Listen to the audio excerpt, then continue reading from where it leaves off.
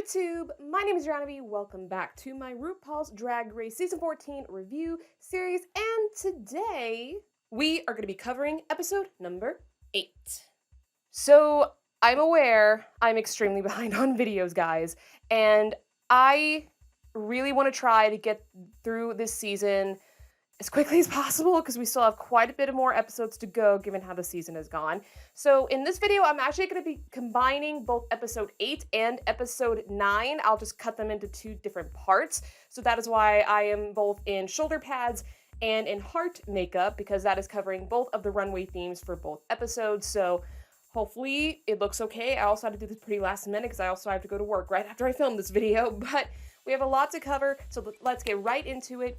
Make sure you hit the subscribe button and also hit the bell icon to be notified about future videos so you can always be up to date on my future RuPaul's Drag Race videos. And also, don't forget to give this video a thumbs up because it lets me know that you like the video. Also, being that the episode 8 was sponsored by Sweet Tarts, I did get some Sweet Tarts rope. Never had these before. I'm going to take a quick little bite of this. Now let's get into the video. So Lady Camden obviously is on top of the world, being that she won the lip sync for the win against Deja, so she has more vigor and more drive to keep doing better in the competition. However, Jasmine is on the other opposite side. She is not happy that she wasn't at least considered in the top. Honestly, her runway was not that great, so I can understand why she wasn't in the top. But Jasmine still wants to do good in the challenges. She has yet to win a challenge. However, she did make the note that after her emotional untucked moment about her coming out as trans, that she didn't feel like she would be able to do the lip sync with the justice that it probably deserved. So I guess she's kind of taking it as like a catch-22 situation, but hey. So we get to the mini challenge of all mini challenges. It's the reading challenge, everybody, and I love the reading challenges. I always have a lot of fun with it. Some of my favorite reads. Personally, I think it's no-brainer that Bosco and Camden both killed it. I loved Camden's line of George's, of her having the tiniest waste of time. Loved that moment, and I think that Bosco actually had a lot more of like the classical reading, where it's like a long, prolonged type of a build-up to the punchline, with her talking about, putting RuPaul to rest on the runway so that the girls can let her down one more time. Love that. Angeria's line to Lady Camden about how her jawline is enough to make her look more masculine, I thought was really, really funny. George's, the white dew crack. I mean, that got RuPaul like laughing and rolling on the floor. And I think Willow was like the silent killer in this. And I think she had a lot of great ones, calling George's Serena Cha-Cha. And of course the comment about how eating Orion's ass wasn't fulfilling enough for her or something like that, I just thought was so, so funny. But I love the reading challenge. The winner was Bosco. And now we're moving on to the Maxi Challenge, which is a very unique one. It is a 60s girl group themed challenge. So each group will have to consist of their own lyrics, have to sing and perform as a 60s inspired girl group. So on Team 1, we have Deja, Bosco, and Willow. Team 2 is Jasmine, Georges, and Deja. And Carrie, Angeria, and Lady Camden are the final group. Now, all of these groups are inspired by actual groups from the 1960s. So you had the Ronettes, you had the Supremes, and the Shangri-Las. Now, what was interesting about the groups picking what song they wanted to do? Or actually, it was vice versa. I think they formed their groups after they figured out what songs they wanted, so sorry about that. Deja was just so focused on getting what she wanted, and she was not going to let it go for anything. And honestly, as much as some people may see that as being too confrontational or being like too much of a bitch about it, honestly, you need to fight for stuff that you want in this game, because if you let things go too easily, it could ruin your chance to do better in the competition. So I honestly don't find it very abnormal or a wrong thing to do for her to fight for what she wanted to do. Now, Deja, on the other hand, was the exact opposite. She wanted the same song choice to be in the group with Bosco, Willow, and Deja, but because it couldn't be a 4-person group, she decides to go to the one song that no one really wanted, which I believe was the Supremes number. And that goes to show, and we'll see it later, that, Dai ended up making the right decision here. But anyway, it's really cringy when we get to the rehearsals in one particular part with Georges. Obviously, Georges is a dancer. She's a performer. That doesn't mean the girl can sing, though. It literally felt like Michelle was giving Georges a actual singing lesson at a rehearsal. That's not really a good sign. It's just as this competition goes on, not that every young person doesn't have some sort of knowledge on like pop culture or performance quality or stuff like that, but Georges' age is showing a lot in this season, and this is one particular instance where she doesn't know certain terminology when it comes to singing lessons, like pretty generic stuff you would learn in a singing lesson. And it's just like, girl, you knew you were going to be on Drag Race, you wouldn't like try to look into like practicing singing? I mean, I say that, and yet we still have plenty of girls who don't know how to sew, so I mean, it is what it is, I guess. But girls, in the future, put a little bit more incentive before you go on a Drag Race. There were some girls who were also feeling very doubtful about themselves during the rehearsal process, but actually turned out pretty well. I think Deja was the one in particular who was like, oh, I don't know how to sing, and yet she is very obviously doing very, very well at the singing portion. And then this also leads into the choreo, which is where Deja is most comfortable being a choreographer, or at least in cheer routine, I believe is what it was. However, her group is not so really willing to go and listen, I guess. Obviously, being that Georges and Jasmine are both dancers, they don't really see the need to have Deja take the entirety of the lead here. I think they saw it as, we want to be more collaborative together in this, but Deja kind of was like, no, we're going to do it like this, da-da-da-da-da-da. And it kind of rubbed them the wrong way a bit. Also, out of freaking nowhere, here comes Miss Willow Pill, who actually has choreo knowledge and actually has choreographed shows in Denver. Like, what can Willow not do? I feel like she's the exact opposite of Georges in the sense that Willow has a lot of skills that she's just not pushing forward. But I think that's really smart of her because it's bringing her threat level down a little bit. Obviously, the girls know she's big competition right now. She's done pretty well in the challenges so far. But holding back that knowledge, I think it's just really smart of her to do because it makes you kind of more aware of what's going on around you instead of you being like, oh, hey, I'm the best at whatever I'm doing in this challenge and da-da-da-da-da. So I just love Willow even more for this. I think she is just really playing this competition extremely well. And then we have the last group with Angeria, Carrie, and Lady Camden. Now, Lady Camden obviously has the most dance experience. She is trained in ballet, and I think she also has just generic dance experience as well. Angeria's whole thing about her having two white right feet, that was such a crack up for me. Like, I was like, oh my god. Because I guess the stereotype is that white people can't dance. I mean, there's plenty of people to the contrary, and granted, I myself would think I'm a pretty decent dancer. I've had dance experience myself, but it is more stereotypical that, you know, that black people or even Asian people are better dancers than white people. So I think that whole line, taking that into consideration, was just so funny to me. I don't know, I just found it funny. And poor Lady Camden has a lot to work with, given that Angeria has two white feet, and Carrie is also not really known to be a dancer. She's got a lot of work to get these two to do some sort of choreo. However, I feel like with the Supremes, who their group is based on, they didn't have it nearly as difficult, I don't feel. Because the Supremes weren't known to be dancers. They kind of just swayed and kind of just like let the voice and the essence flow off of them instead of just being like, you know, 5, 6, 7, 8, you know, that wasn't their style. That wasn't the style of the 60s really at all at the time. So as much as I think it was difficult for Lady Camden to get them to do some choreo, I don't think it was a lot of choreo to work with compared to some of the other girls who had more detailed moves. This is also, I believe, the first time we are going to be seeing this, but there's a little clash between Diabetti and Jasmine Kennedy. And being that I'm filming this obviously with the perspective of the other episodes, this is definitely like the rivalry of the season, I feel like. I just think that both of them have such different takes on drag, and their performance quality in the competition has been varied, that it's kind of making them just go like that. So it will not be the first time we will see these two clash, but this is definitely the start of it all. And things are getting a little shady and a little, I wouldn't say too personal, but it's like kind of getting there.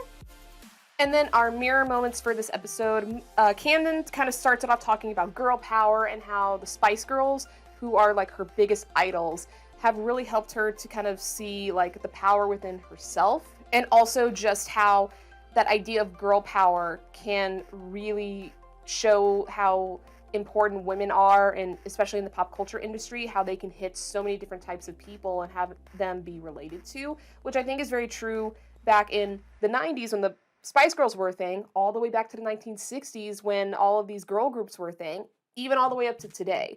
You know, girl power, as much as it's like kind of cheesy to say at this point, I feel like the sentiment behind it, I think, is very, very still present to this day. And I think that's really cool how, you know, like 50 to 60 years later, it's still something that we kind of talk about. And then we get to Carrie, who, good God, Carrie Colby has truly had a rough upbringing. Every time she talks about every time she brings up her relationship with her parents and her household, it's like, it really hurts my heart. And then this one's no exception. Basically, she came from a very religious upbringing, and that meant that listening to certain types of music, at least in her household, was something to be frowned upon. You listened to gospel and you listened to the words of the Lord, and that was basically it. So when Carrie was starting to watch like music videos on MTV or VH1 and seeing them at the mall or trying to sneak them while she was watching it at her house, like, it brought something out of her that was something completely different than what she had gotten from anything else in her life. And the fact that she had to keep it a secret is just so sad. And it just, again, puts into perspective how I never had to go through that. I don't know, probably many of you have never gone through that. The fact she had to hide her love of pop culture and the women in pop culture to please her family, it really hurts. It really does. And it just gives me all the more respect for Carrie and how far she has come in her life to live where she is at now, to feel comfortable in her own skin and to do what she loves. I think that's a great thing. So I just love all these nuances behind Carrie Colby. I just find it very fascinating and it makes me all the more proud of her. Now on to our first runway of this particular review. This one is heart on, so anything inspired by hearts, or anything that can resemble a heart is fair game in this runway, so let's get to it. First up, Willow Pill. I don't think this is my favorite look of Willow's as we've seen so far, but I mean, the creativity is just like off the charts. It is so creative, all of the panties, and a lot of them are like heart panties, like very stereotypical underwear that you would imagine girls wearing, I guess. I love the little nipple covers being in the shape of a heart, the suspenders. It's really, really cute and very creative. I would say that's, again, not my favorite look as a final product because I feel like it can be kind of sloppy, especially with all of the randomness of the underwear, including the underwear she's actually wearing on her bottom. But I cannot help but toot this because I just think the creativity is just absolutely incredible. Like, who would think to do this for this type of challenge? Like, I wouldn't. And it just goes to show how amazing Willow is, so I'll give this a toot. Although it's not my favorite, it's still really cool. Next up, my girl, Deja Skye. And this, again, is a very classic Deja look. She is 100% rock and roll, almost giving Jeffree Star vibes with the hair, like, especially Jeffree Star in MySpace era. It's so her. I love how it's a punk edge on the hearts, because hearts are a big thing in the punk world as well. I mean, tons of people in emo bands are talking about how someone broke their heart. I mean, so kind of comes with it. So I think it's really, really cool. It's not perfect, but I think that's why I like it. Because if you're going for a punk rock edge, it doesn't need to be perfect because it takes its charm from how crazy and distressed it is. So I think it's a really cool look. Love this. It's classic Deja, giving this a toot. Next up is Bosco. This is kind of cool. I like how simplistic it is, just a simple white dress with the cutout in the shape of a heart on the front, and obviously there's a cutback on the bottom. A lot of girls loving to show off their asses this season, apparently. I think it's really, really cool. It's a different take. It's a little funny with the whole reveal in the back, but it's from the front, it's very simplistic. It's really, really nice. The hair I love because it's almost in the shape of a heart. I think she's eating a heart as well. It's very vampiric. I think this is really cool. And this, again, is just simplicity that's done in a way where it's not boring. It's interesting. There's elements that make me go, oh, hey, that's cool. So I think Bosco did a really good job of being simplistic, but being bold enough, being draggy enough for it to stand out. So with that being said, I will give this a toot. Next up is Deja Skye. I appreciate the effort here, but it's not one that I'm really fond of. The idea of doing a superhero heart themed is really cool, and I like how this is such a different take for Deja, but the execution is just not there for me, at least in the outfit. The hair and the makeup has consistently been pretty good this season. It's just the outfits aren't fully there for me. I don't think it's fitted as well as it could have been, and it almost looks more like an off Sailor Moon character, if anything. It's like if Princess Morbucks was in the Sailor Moon universe from Powerpuff Girls, she wanted to be a part of the Sailor Moon girls so badly that she decided, oh, I'm gonna be the Sailor Moon of Hearts, which doesn't exist as a planet, so it doesn't make any sense. But you get what I mean.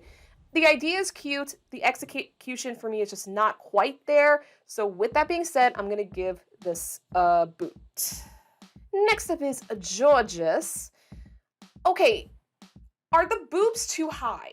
My boobs are not that high up. Like my bra is like right here. I feel like that's not nearly as high as how Georges has it in this look. So that's bothering me a little bit. It's really cute, and she, of course, rocks it, but literally it would have nothing to do with the heart if it wasn't for the big poofy heart that she's got on her back. So it's very Victoria's Secret, and I guess that's what she was going for. I'm gonna give this a toot but honestly, Georges, I'm getting a little bored of just these bikini type looks. Like, I want you to push it further. You have a lot of talent. You can do a lot better than just a bikini top and a pair of panties. Next up is Jasmine Kennedy, and oh god, this is boring. Literally, it's a gown that you just pinned hearts to. I'm just like, girl, you have so much freedom to do whatever you want with this. You come up with this? I just can't. It's so boring. It's so lazy to me too, just sticking on some hearts onto strategically placed places on your body. You know, big drag hair. I understand you love like that pageantry drag culture thing, but it's just so, it's so boring, and I just cannot with this. So, I mean, I have really nothing else to say. To me, it's boring. It's not moving me in any way, shape, or form. I've got to give this a boot. Next up is Angeria. This, I think, is cool. The only thing is when she does the reveal, you can easily tell that that is just like sticky glitter cardboard that she just stuck onto the front of that outfit and say, hey, this will work for the heart challenge. I think it's different from what Angeria has done. It's very it's very modern than what she has kind of done in the past, which I appreciate. But I can't, again, it's like Georges. If you took away the hearts from the front, there's nothing heart about this. And it makes me, I don't know. I don't know what to do about Angeria in this. Because I love her taking the risk. And I think she kind of makes it work. But I do not appreciate how she kind of half-assed the whole hearts theme. Okay, you know what? I'm going to give it a gentle toot. Very gentle toot, because I think that the risk she took was worth it, and I think she rocks it. but she needed to do more hearts with it.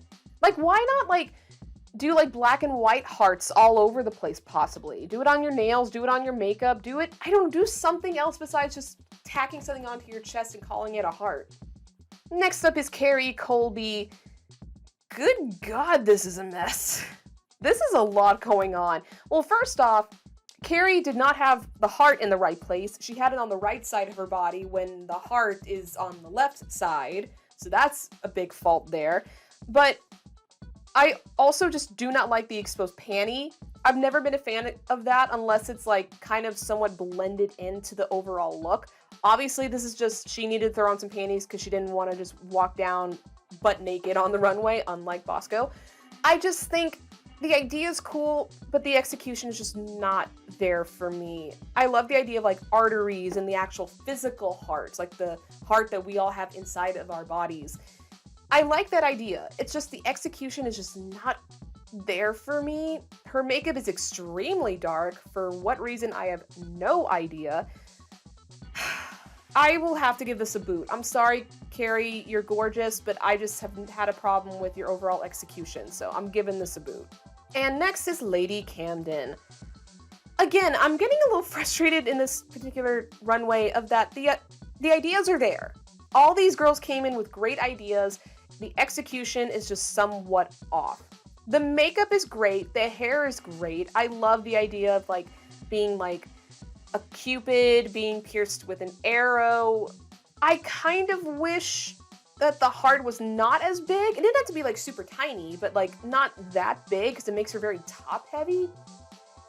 And I think there's a weird like corset boosty thing that is kind of there that I don't fully understand. I don't know. It's something like a lot of the girls are just having a problem with execution, which I can understand. It's hard to take what's inside your head and put it into reality. I honestly am just like, I don't know. I'm gonna give it a gentle 2 because I think the idea is cute and the makeup and hair look great and the idea is there. There was just some stuff that needed to be fixed in the editing department. So we are being judged as individuals and our tops are Diabetti, Deja, and Angeria, and our bottoms are Jasmine, Carrie, and Lady Camden. I do agree with both of these. I guess the only person I would probably change in this is that I probably would also include Willow in the top because I think she did a really great job, and I think also I loved her overall look in her girl group. I love the big beehive hairdo because it also added height to her because she's really tiny compared to Bosco and especially Diabetti. But other than that, I do agree with the choices. Our winner of this week is Diabetti! I was so happy to see Dia win. So happy for her. And I was just, I don't know. I don't know what else to say. I was so excited to see my girl win a challenge. Just so proud of her. I love you, girl. So congrats on that win. And our bottoms are Jasmine and Carrie Colby. Now, we know that Jasmine is a great performer. We saw that with her lip sync against Maddie Morphosis. So we already know that Jasmine is gonna really bring it to this runway, even if it's a remix version of a Toni Braxton song. I think Carrie gave it her best in the lip sync, but compared to Jasmine, who's just a dancer and knows how to kind of embody a song, I don't think Carrie had much of a chance. So Jasmine was the one deemed safe. Carrie was asked to sashay away. She did not have the golden chocolate bar, so she is the next queen to go. Very sad to see Carrie go. She kept kind of after Cornbread had become the narrator of the season. I don't really know who takes that mantle now. Maybe Bosco, maybe Angeria, but I really did enjoy Carrie's time on the show. I think she brought in a lot of her energy. She's a great representation of a trans drag queen, which I think is amazing because I think she is really great as a performer and what she does is great. I loved all of her insight and I just had a lot of fun with Carrie. I really, really did. And I'm so glad that she was on the show to represent herself and to be who she is. You gotta love that. Now, really quickly, let's get into episode number 9, starting off with the aftermath of the last episode, Jasmine feels incredibly bad about sending Carrie Colby home. Obviously, Jasmine, who had just come out as trans, saw Carrie as what she wanted to be as a trans woman. And that totally makes sense for her to feel that bad about sending Carrie home. But also Jasmine now needs more drive and more incentive to do well in challenges because she has yet to win a challenge. She's already been in the bottom 2 times. And that goes for Deja as well, who gets emotional because she herself has not been, I guess, being shown as being how strong she is as a competitor. Really quickly, we do have the mini challenge, which is the photo bomb challenge, which we have seen in the past. This one very interesting, being that they are all photo bombing famous men. But the winner of that mini challenge was Willow Pill, and being that she is the winner, she gets a little bit of an upper hand in the maxi challenge, which is drag con panels focusing on menses. Yes, this is going to be all about men, what you would talk about if you were on a menses panel at RuPaul's Drag Con. And again, like I mentioned, Willow being the winner, she gets a little bit of an upper hand in that she gets to pick her team. So she ends up picking Deja, Angeria, and Lady Camden, which leaves Diabetti, Bosco, Jasmine, and Georges. Dia is not happy about this. I think because she's worked with Willow many times, she kind of expects Willow to kind of pick her, I guess. And being that Jasmine and Georges have not been doing well in the competition so far, at least in the past few episodes, I think Dia has every right to kind of be nervous, being that they're both in the same group. However, I do think she is strong enough, and Bosco especially, is also strong enough to kind of help both of them and for them to come up with a great panel together. Also, speaking of Bosco, she had a really funny quote about being a salty barista and basically like having to mediate all the customers that come into any sort of customer service industry. I know that life. I've been living that life for a long time, and especially these past few weeks to months, like I have like been like, I've been like a salty worker. I won't disclose where I work, but yeah, basically I can be salty too, so I completely understand where she's coming from there. And good God, Georges doesn't know what a moderator is. Like, Georges, like, girl, I think she had made the reference, I think she had made the comment in the past about her dropping out of high school or dropping out of college or something like that, and it kind of is starting to show here. Good Lord, how do you not know what a moderator is? And also the other thing is that Jasmine wants to moderate. Really, girl? Like, some of the things happening between both of these queens are just like blowing my mind in ways that I just did not expect, and just makes me just want to be like, what? The other challenge for Jasmine is that because she wants to do well, she wants to showcase that she deserves to be here, she wants to moderate, she wants to take a bigger piece of the panel, but Jasmine's also a talker. She doesn't obviously always know when to stop her mouth, so she's really got to work both sides here. You need to be big enough and project yourself enough in the group to make yourself stand out, but if you're known to be a talker, you do need to know when to hold back. You need to know when it is your time to speak. And Jasmine, at least what we have seen, has had a kind of a hard time doing that. So that's going to be her biggest challenge. Now, the exact opposite goes for Lady Camden, where Camden is a lot more shy, a little bit more reserved. Now, obviously, we have seen her do really well in acting challenges and performances.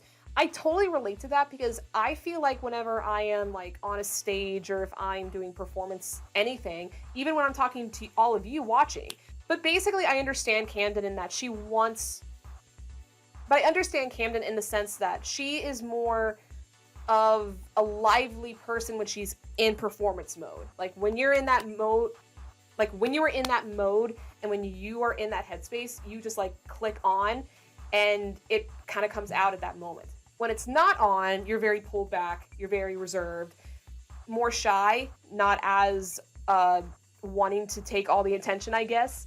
But that's the problem with Camden in this particular challenge. She needs to bring it out so she's a part of the group. She can't just like settle back and expect for that to work for her. You've got to push for it. So it's almost like the exact opposite of Jasmine Kennedy, and they both need to do like opposite things, if that makes sense. I also really like the little conversation when Rue was doing the walkthroughs and that mentioned about, Daya going to bed with Satan and then Daya going, yeah, Satan's not that great in bed.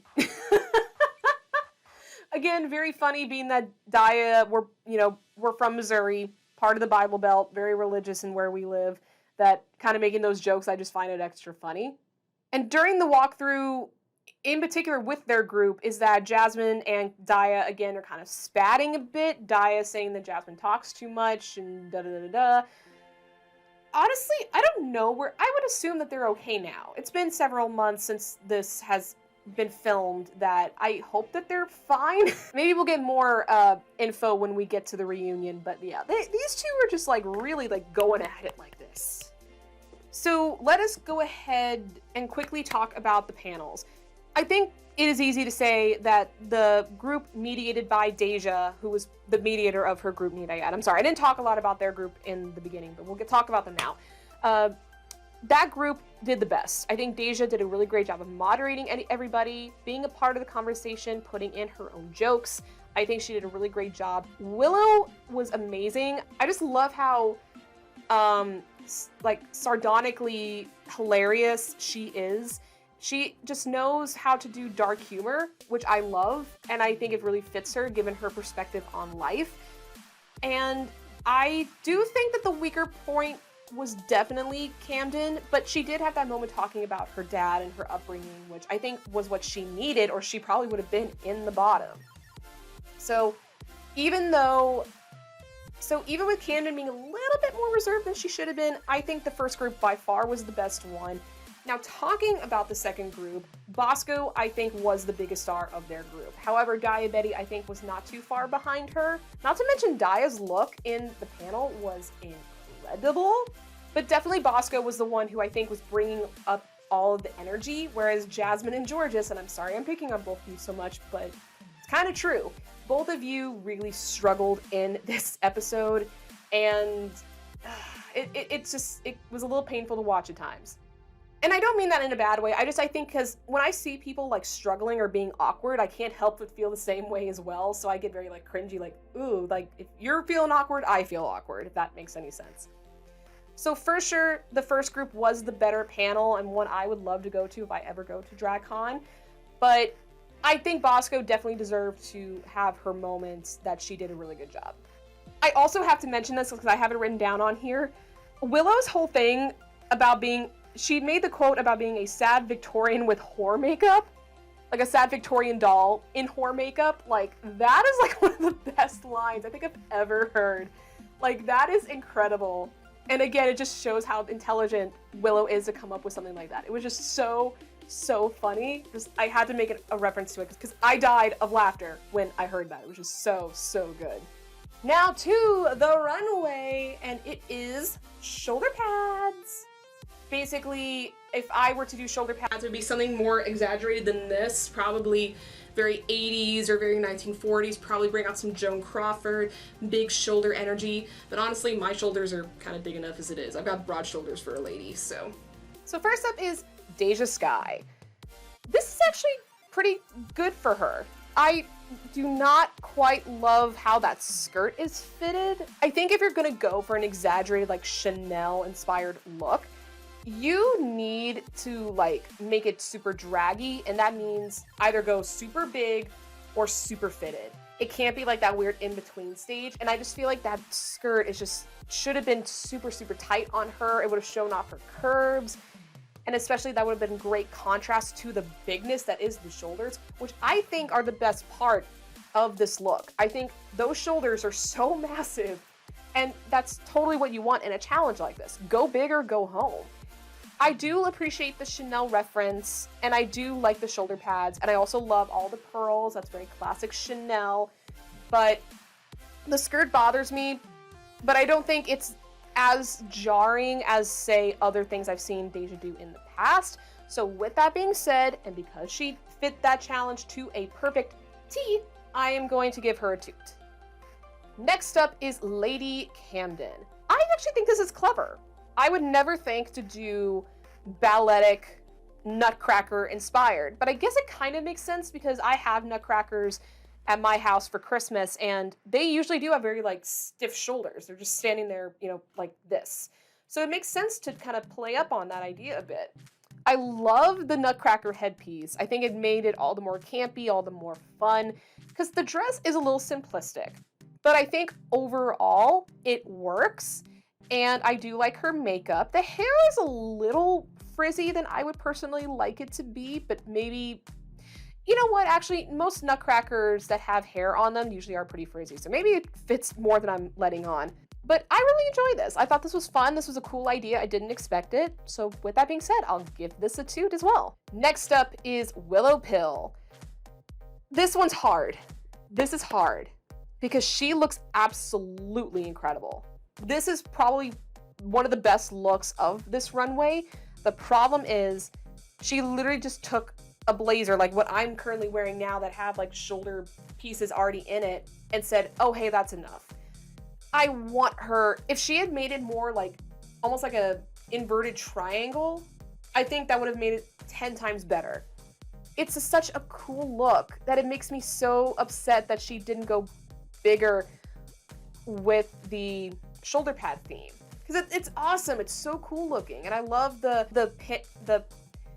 bejeweled pinstripes on that jacket. It's so cool. I'm gonna give it a toot because it is really cool, but girl, you should have like just gone bigger with the shoulder pads. Next up is Angeria. Okay, cool concept, but it's... I like the idea of her mixing the prints. She does have shoulder pads on. They're very big shoulders, poofy shoulders. That cape did not need to be there though. That cape did not need to be there. I think that's what makes this bring it down for me. If she had just taken away that cape, I think she would have looked extra cool. And maybe she should have added, like, I don't know, there's something off. Like, maybe do another pattern clash, do something more with the belt, possibly. Again, it's a cool concept, and this is Angeria pushing outside of her comfort zone, which I appreciate her doing. But there's just some choices that should have been made to make this look better. So I'm gonna give this a toot, because I love the risk-taking, and I think the idea is really cool. But that cape did not need to be there, and there should have been something else to kind of just elevate it up just a little bit more. Next up is Bosco. I mean, this is kind of safe for Bosco. And I know I said this in her first appearance on here, on the runway, but I don't think this is simplistic in a good way. This literally looks like something that I could throw together, go on to Doll's Kill, and I can get all of these pieces, and I can throw them together and go out to the club that night. And I think that's the problem. It looks very much just thrown together haphazardly, that it doesn't look like there was a real concept that would make me go, oh wow, you really thought about this challenge. So I think she looks cool, and if she walked into any club, I think people would go, oh hey, she looks fierce. But for RuPaul's Drag Race, like, this is what you come up with? So, you know what, I hate to do this, girl, but I'm gonna give it a boot because I just feel like you could have done so much better with this look. Next up is Jorgeous. Girl, those aren't shoulder pads. It's a poof sleeve. How many challenges have we seen from Jorgeous where she doesn't follow the challenge criteria to the T? Like, for the chaps challenge, she didn't wear chaps. In the shoulder pad challenge, she's not wearing freaking shoulder pads. Not to mention, I hate that cutout in the front. It's too big for me. I just think that should have been taken in like another inch or two. Make it a little bit more slimming. Doesn't make your chest look super big. I do not appreciate, I don't like this. I think the color looks great on her. I love the sparkle, and of course she rocks it, but girl, I think is this the first time I'm giving her a boot? Yeah, I'm gonna give Jorgeous a boot. You didn't follow the challenge. That front cutout is so bad to me. Like, I have to, I'm sorry, I can't. I'm gonna give Jorgeous a boot, and it does hurt because she's amazing on the runway as of selling the garment, but I just cannot. I'm sorry, girl, had to do it. Next up is Jasmine Kennedy. I honestly think this is one of my favorite Jasmine looks she's done so far. I actually like this. I think it's really edgy for her to do, which I think is a great way for her to come out of her pageantry, draggy scene. I love the color on her. It's really big shoulder pads. I kind of like the gloves and the nails that match the jumpsuit. I kind of just think that adds a cool little detail to it. And I don't know, I appreciate that she went a darker route, and I think she should explore a little bit more when it comes to her style, because you can do a lot more than just like the super draggy, campy, pageantry vibe. You can go really kind of dark, edgy, rock and roll, and still make it work for you. And I think that works here. So I love this for Jasmine. I'm giving this a toot. And then finally we have Diabetti. This is definitely cool. I guarantee she got those pants either at Bass Pro or she got it at a Walmart. I would not be shocked, and kind of just distressed it and made it her own. I kind of like this idea of it like being like futuristic, Armageddon, apocalypse type of vibe. She looks like, you know, a Colosseum warrior if it were in the apocalypse. I really enjoy that edge. It is a little messy, I'm not gonna lie. Some editing could have been done to take it away a little bit more, but I think overall the look is really cool, and it's totally Diabetti, so I'm gonna give this a toot. So for our tops, we have Deja Skye, Willow Pill, Bosco, and kind of Diabetti, kind of, sort of. And really our big bottoms were Jorgeous and Jasmine. So we already know who's gonna be in the bottom two. But our winner was Bosco. I liked Bosco and I liked what she did, but I think I would have given it to Deja only because I think both her in the challenge plus the runway would have been enough for her to get the win. So I personally would have given it to Deja over Bosco, but Bosco did a good job in the challenge, not so much in the runway. So with that being said, I'll give it a pass. So congrats to Bosco. And our bottom two are Jorgeous and Jasmine, which has been a lip sync we have been looking forward to since the beginning. Both of these girls are dancers. What are they gonna do with this lip sync? And I do appreciate actually how the song choice wasn't a full-on dance number. I think it's cool that they made it an upbeat, ballady type of a choice, because it got a chance for them to show I can do more than just rolling around on the floor, doing a bunch of splits, doing death drops, da da da da. And that's all fun and good, but it can be tiresome after a while. So seeing both of these performers and dancers really going with this song, I think is really, really cool. I just think it was a lot of fun, and I think they both did a good job. Which leads to RuPaul saying, Shantae, you both stay. Another save, another queen does not go home. We're having a lot of this happen already, and it's getting a little tiresome. Like, how much more are we gonna stretch the season out, Miss Ru? If I had to pick somebody, I would definitely say Jorgeous won over Jasmine, in my opinion. They've got more chances to slay another day, and being that these two have been the bottom the most, they really gotta step their pussies up, because I kind of am just like, we're saving them for what reason? And like, really, what are we saving these girls for? So, I don't know, it is what it is, but yeah, that's it for episodes 8 and 9.